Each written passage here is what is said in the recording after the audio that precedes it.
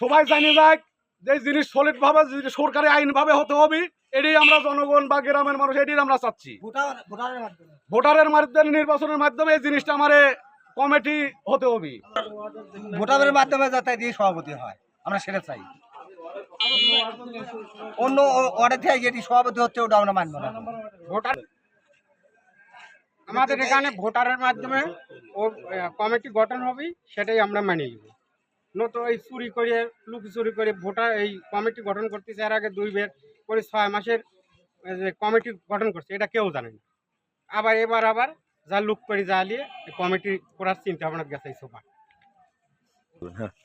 আমরা অভিভাবক সদস্য আজকে মানববন্ধন করতেছি। এই মানববন্ধন করার উদ্দেশ্য হলো আমরা কোনো অভিভাবক জানি না যে কমিটি গঠন হচ্ছে। তো আমরা অভিভাবকগুলো মাদ্রাসায় গেলাম, যা প্রিন্সিপালকে বললাম, বলতেছে আমরা সদস্য করে পাঠায় দিয়ে দিছি এবং আমরা সামনে সভাপতি করব।